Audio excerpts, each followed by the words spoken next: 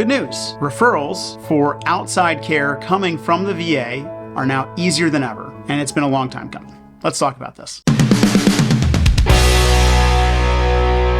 So if you've been in the VA healthcare system for some time or talked to somebody who has been in the VA healthcare some time, you know that if you've needed a referral to a specialist or physical therapy or what have you from a primary care provider, you know that that can take a really long time. This has been a major complaint, actually. The VA is actually trying to change that and has been for some time. We have to look at the history, though, to really understand what's happening and where we are now in 2025. And the news that came out about 3 weeks ago about this new process and some of the changes.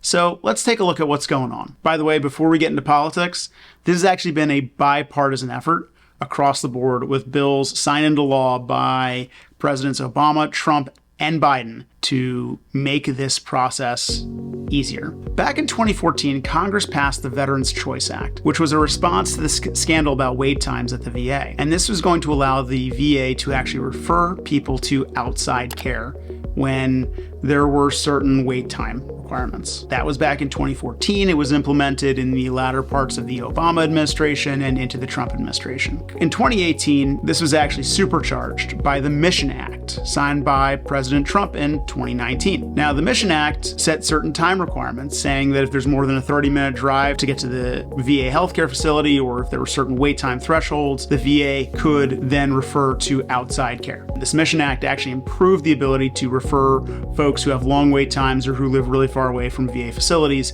to seek care in the community. And that's a term we use, care in the community. If you've been at the VA for the last couple of years, you know that that really didn't solve much of the problem, because even if you got a primary care referral, or referral from your primary care to a specialist, you still had a wait time and there was all sorts of bureaucratic approvals.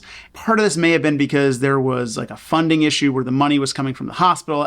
Quite frankly, it became a bureaucratic mess where there were actually people inside the VA who were acting as kind of roadblocks to veterans getting referrals and then trying to steer the veteran back into the system. But then that's defeating the purpose of the law. So in 2024, President Biden signed another law into effect, which is now just now taking place. President Joe Biden signed into law the Elizabeth Dole 21st Century Veterans Healthcare and Benefits Improvement Act. And I mentioned this briefly before, but what this bill does and is now being implemented as of May 2025 is to actually remove some of those administrative burdens from the process of referring veterans out to care in the community. This is obviously going to take some time, and we're really looking forward to the Trump administration actually implementing this process to get people the referrals that they've been trying to get that have been the law for so long now. It's just going to take a little bit of time.